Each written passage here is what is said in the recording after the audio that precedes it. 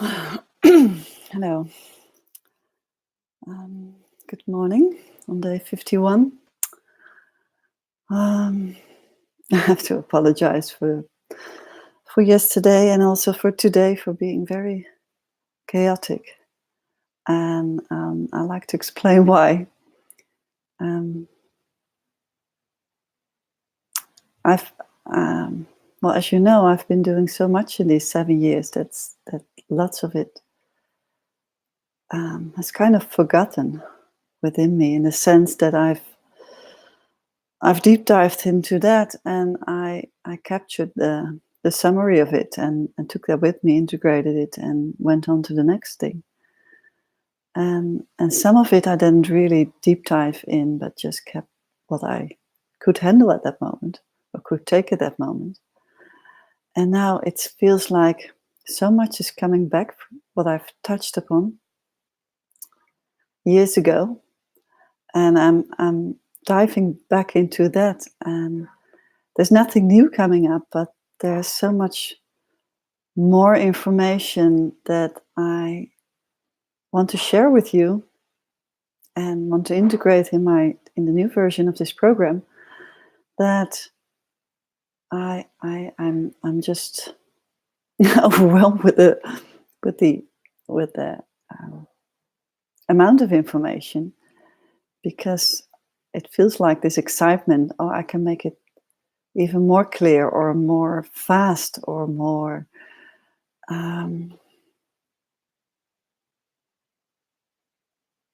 like, it's when I'm able to explain it all to you, it's so obvious. You cannot see it in any way different, but I'm not ready yet to share it like that. So I'm doing a lot of work right now to to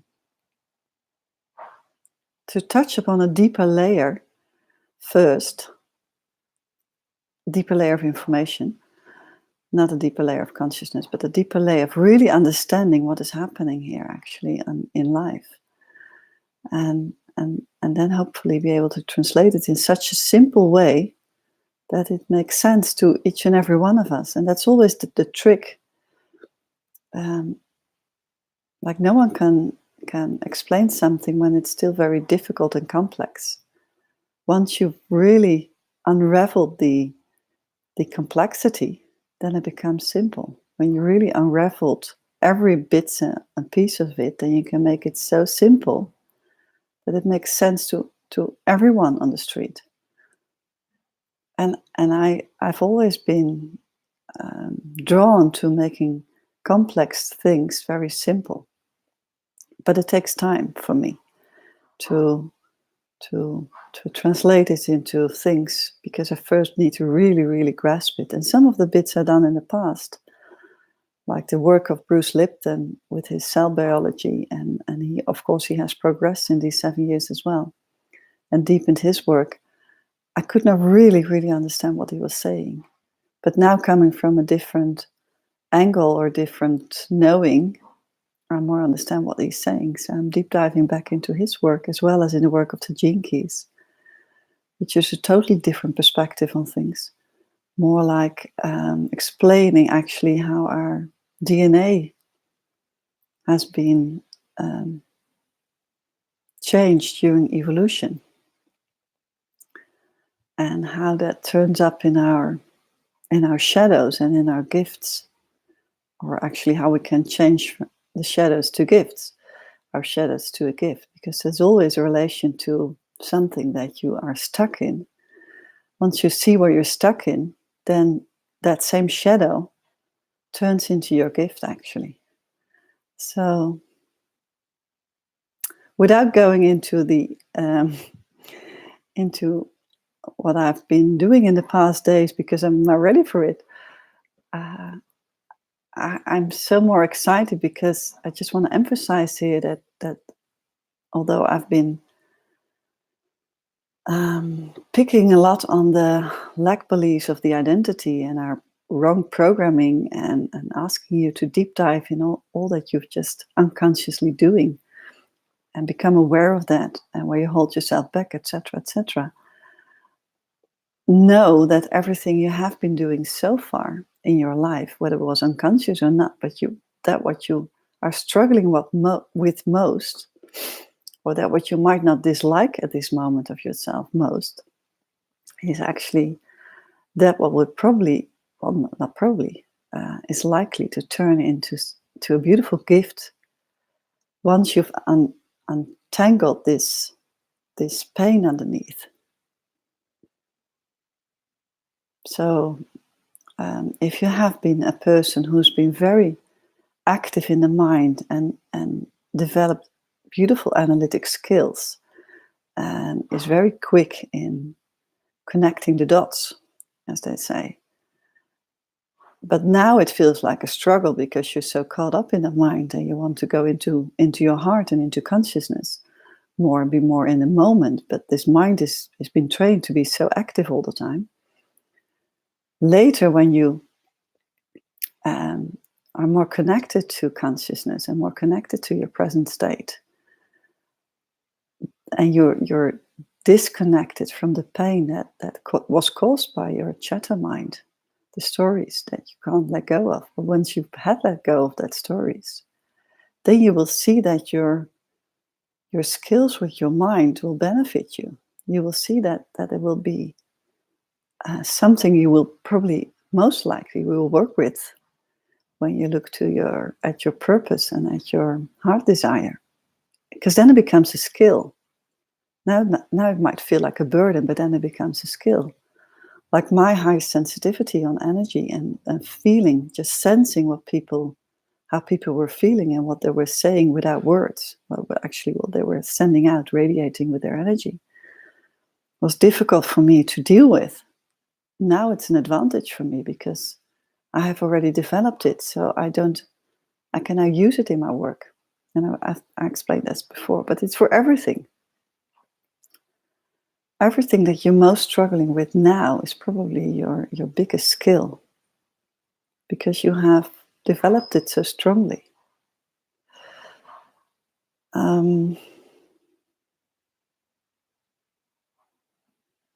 Yeah, and today I want to make a brief opening towards our health, our body, but to our body from a health perspective. And I don't know if I can share the whole story today, because it's kind of related to what I started with today, with how complex everything is. And I'm not sure if I can complete the whole story today, but I'll make an effort now, because that will also help me to see where I still need some more clarification to make it more clear for you. Because this is really coming from a knowing that has been rooted within me since I was born almost. It's like this knowing that the body is self-healing. I've never felt it differently. I've always felt it like that. Perhaps because my mother always, she was not like this sensitive person, in the sense that she was very conscious of what happened within her body. But I was raised with the fact, like, well, don't take a painkiller. I mean, it will pass if you take the painkiller, and it will pass if you don't take the painkiller. So why bother? And that doesn't mean that she said, like, listen to your body and take a rest and feel into your body what it needs. But the fact that I was always drawn away from medication gave room to question actually, so what is it actually that heals our body? What is it that heals my body? And I've had many pains when I was young, extreme headaches, pains in my stomach, a lot of blocked feelings. It never felt like really like I had a disease or anything. But it was obviously very discomforting, and it was holding me back from living life fully since I was the age of 14, I think, until the age of 25. So during that time, I was really focused on finding out how to deal with that. And I was very active in sports, so that helped me a lot in overcoming these headaches, because I could see the difference in I was very okay with wanting to do my sports, which was basketball at the time. But I was not willing to go to school. And and because I felt so uncomfortable there that I used my headaches, or actually I almost imagined having a headache. I think looking back at it now, that I got a headache and then I had an excuse not to go to school. But I could play basketball. So it didn't make sense to me. How can I do one thing which I like and I cannot do something I did not like and experience pain? So there was something within me that says, well, there's something else at play here that's influencing your health system here. And obviously I wasn't talking like that to myself at the time. But there was always this, at the time it was more frustration to wanting to know how it works. And then later my headaches gotten a little less because I changed schools and I changed my environment and I was more happy and I had a beautiful relationship. And so this happiness played part in feeling sick or not. And later then I had to focus on my stomach issues because there were infections in my stomach. And so then I went into fasting systems, guided by doctors. And I told you about this before. And then I also realized it wasn't so much I was focused on, okay, it must be in the food, so I must change my eating patterns, but it was more like so clear to me that the outer environment, and at that time I was in a relationship I unconsciously was not happy in. And I became more conscious, obviously, during the relationship. But I was very stressed in that time. And I was combining university or college with my relationship, which did not connect at that moment. So I was living in two worlds. And neither one of the two worlds felt really comfortable for me because I was never fully living it. So this stress caused a lot of pain in my stomach. So having all said that, it's just as examples to know that for me it was like, okay, I have to listen to myself, to my body first, learn to understand the signals, what it says, and at the same time also look around me, like what is happening in my life. And because life went on differently and I started working and I was very caught up in the rat race, I left that. I left that area for a long, long time until I woke up again in 2012. So, and I have many examples of not listening to my body during that time where I literally left it. And someone asked, why is it that we don't learn to sense? Why doesn't that we don't learn to feel? And that's actually because of evolution. Back in the time when we were hominids, like we lived like apes, or we were actually, how do you say that? We came from the ape period. I don't know how to say this in English, but you probably get what I mean. We just had this primitive brain, and we just had this primitive awareness of just like, we have to feed ourselves. We have to make sure that we're safe. We have to have sex to make sure that there is a next generation. But from a primitive idea of reproduction ourselves, reproduce.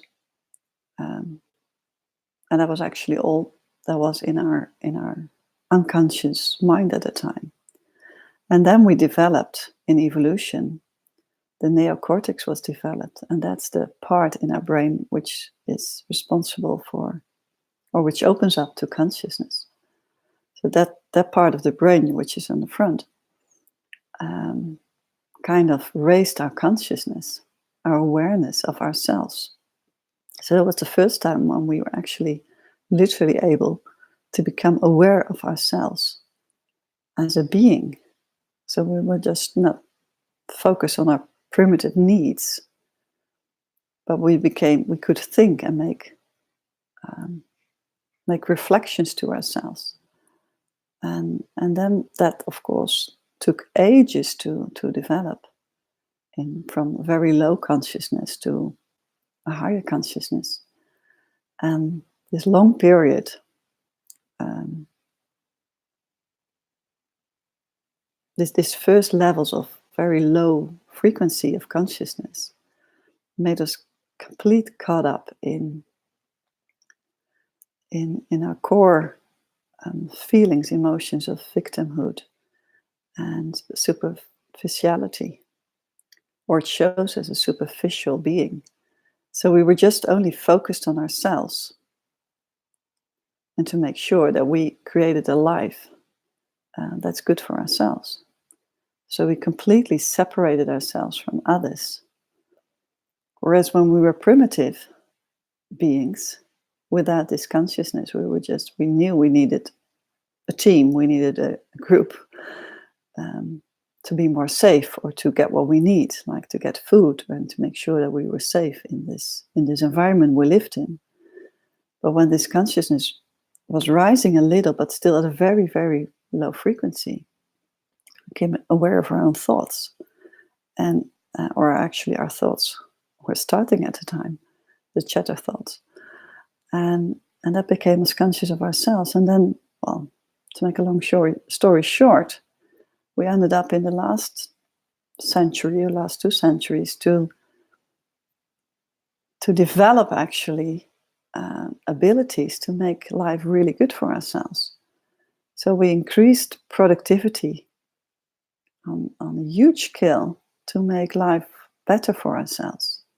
So we created companies, we created productions, we created factories, and in our education, we were only focused on educating people on being as productive as possible for our factories. And that has paid off very well, because we're now living in a world which is very comfortable for most of us, at least for the ones who are part of the world where the power lies.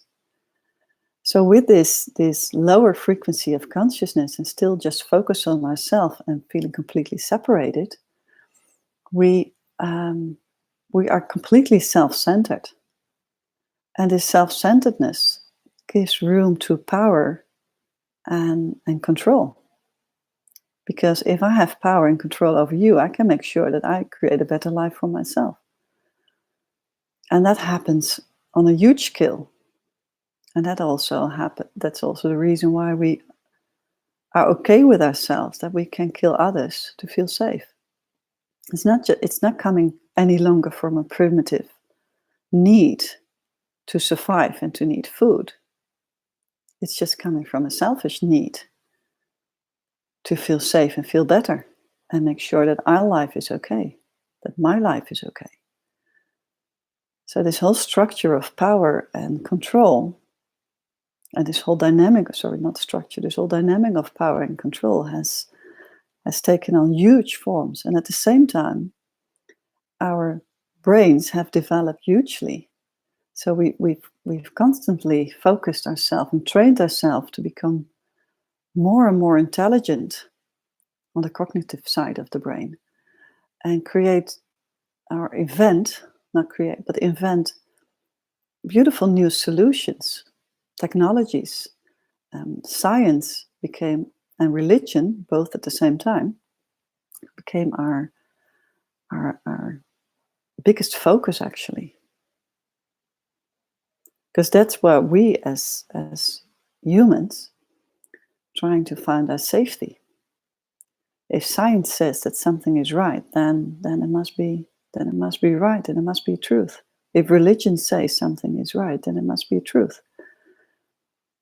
And because most of the people in this world are unconscious about, still at the low level of consciousness, but they're really, like in our terms in these 99 days, unaware Let me call it like that. They're just asleep still, like I call it. They're still in the sleep state.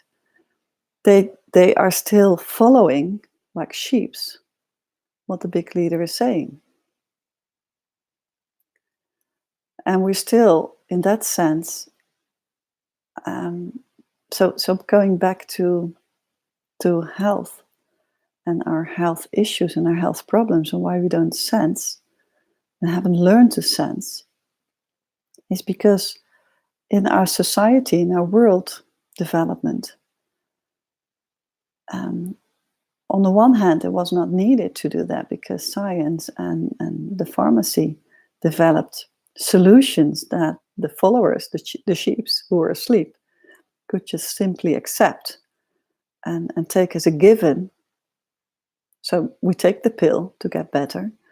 We go to the hospitals because we believe that that's the only way, because that's how we're taught. So no one ever asks us about our circumstances, our environment. What might be a reason that causes this illness to you? So not to make it too complex for you, because it's quite a complex story, because there's so many factors here at play. So on the one hand, you have this development, this evolution of mankind, who just become more intelligent and with science and our hugely effective brain, which can solve a lot of practical issues in our material life and to make our lives better. That has had all the focus over the past hundreds of years. And our education system and even the parenting is only focused on creating this material. It's not focused on the emotion. It's not focused on sensing. It's not focused on awareness. It's not focused on your own responsibility. It's purely focused on getting results. So we're really like programmed in that way, and now we're actually ending this era of low consciousness, where the rational mind has been dominant, and now we're opening up to this new era where consciousness is going to be more dominant, and we're moving towards the spiritual era with high consciousness, high levels of frequencies, because we actually long back we think we long back to the primitive era where life was so simple, because now it's become so complex. We want to go back to nature and to make life simple and to create communities again. But deeper inside us, there's still a memory of an era, an epoch who was there way before we became these hominids. The era of the Eden, they call it also, and there are different names for it. But that whole civilization at the time, which was highly conscious, and that's the era that created the pyramids and other hugely complex structures that no one actually understands how that can be made by man with our current knowing of ourselves. But that whole civilization at that time, we lived, I don't know in what time it lived, but ages ago. That civilization has completely vanished, and including the DNA has also completely been mutated. So with the hominids, you actually have started all over again as a civilization with a new basic of our DNA that's going through evolution. And the old DNA of the other DNA, actually, you could better say, of that other, where there's proof that there has been another civilization on this earth, is no longer part of our DNA, but there is still a memory of that in our DNA stored. And now we're opening up to a higher frequency on this planet because we simply are stuck. We know it must change. We all know that we can't longer hold on to this this selfishness of growth and materialism, and taking everything from Earth, but also taking everything from each other. We're doing everything at the cost of others to make lives better for ourselves. But now we're longing for a different way of living. That's why you are attracted to this program. That's why I was attracted 7 years ago, to change my life, because I knew that it must be different. And whatever the reason is why you're here, there's something deeper inside you that's drawn to this. Or you have already been because you've been reading books or done self-development or had coaching, or there's something in you that's waking up at the start of the program or before. And it is because we all long to this new level of awareness and to connect again. Because this separation and this selfishness of taking care so well of ourselves just doesn't feel good anymore. And with this opening up to a new level of awareness, we also can look differently at our health system. And let's be very frank and open with our health system. It's just a commercial business. There's nothing genuine at the core of the business. It's there to make money. It's there to make profit. So it helps this business to have sick people. If there are no sick people, they don't have business. Just think about that one. How can a health system be commercial? It should be just one of the support pillars of any society. I could not really understand when our government in the Netherlands made our hospitals and our health system run by privately owned companies, commercial companies, because it could have been run better by them or something more efficient or whatever. We're making another factory of our health system. But the end of the result must be very efficient. And at the same time, so this dynamic we want to have efficient factories as hospitals. So our hospitals must be efficient factories. And on the other hand, we have this pharmacy industry, which is huge and powerful, making tons of money.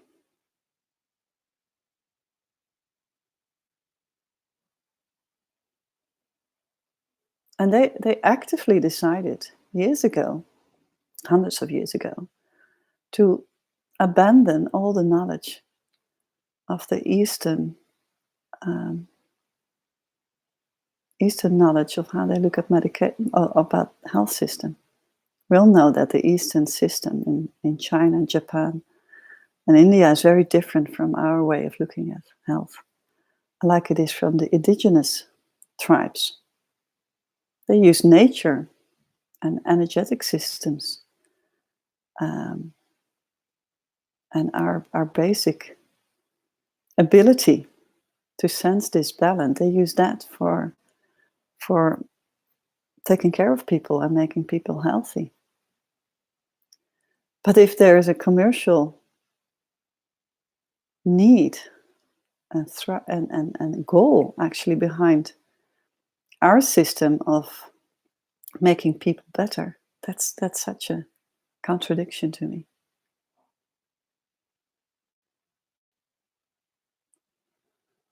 So this pharmaceutical industry, which is also highly influencing our medical education, our medical universities. If that's just looking at one single individual to solve its problem, like you have pain in your chest, okay, so we give you medication to that pain in the chest, and it's not looking to outer environmental factors, or it's not looking to your life circumstances, what the cause might be of this disbalance within you, why you got ill. Or we just simply relate it to, well, it must be genetic, and then stop thinking or stop searching. It's not It's just only looking at one part of it. It's not looking holistically.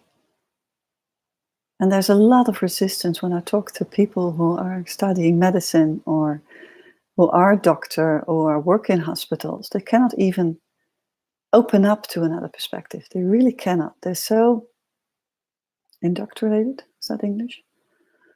They're so programmed, let me call it like that. They're so programmed with this belief system that that's the only way to get better.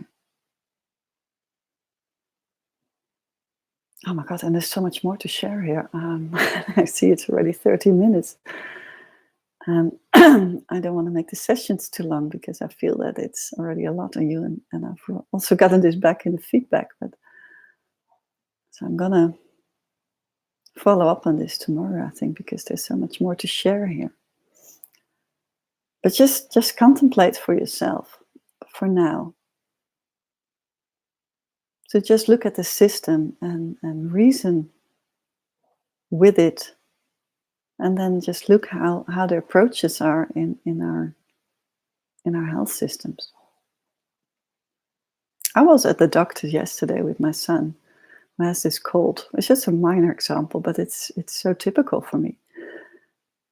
He had a very sincere cold for months, and it comes back and goes, but it was now really intense, and he got a headache. So I think the parts here and here were infected, and he needed some sort of medicine to help him with it. I'm not against medication, by the way. Let me get this very clear. I'm not against medication. If you have been ignorant too long, like my son has been ignorant too long, seeing the signals, then you finally need some medication to get yourself out of it. I'm okay with that. You can look at the plant way, the more natural way. You can look at the chemical way. But anyway, just as an example, how a doctor approaches it. So he just looks at he hears the story, he looks at him physically, and then he prescribes some medication. No question asked about how his life is like. No question asked where my son thinks it might come from.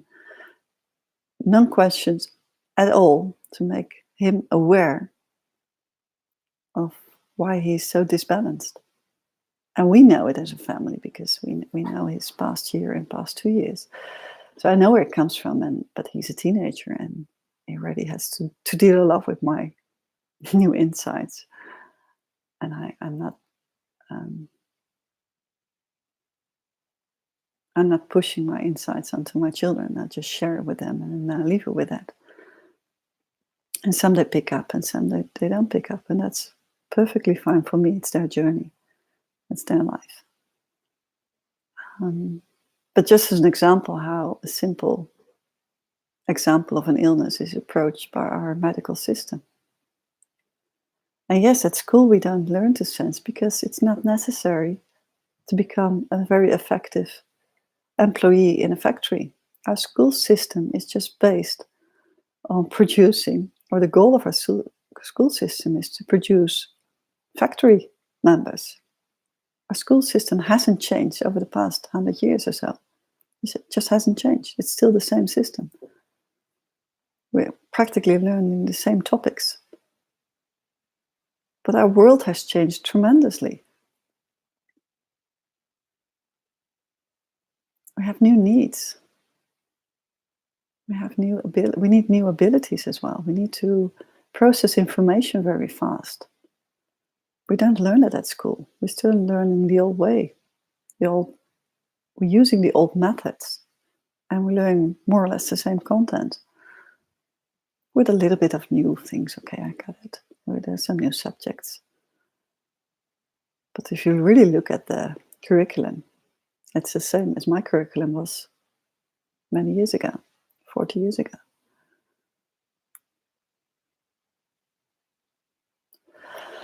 So before I get too long, I'm going to continue with this subject and then perhaps deepen it a little. Yeah, well, that's for now. And I'll see you back tomorrow.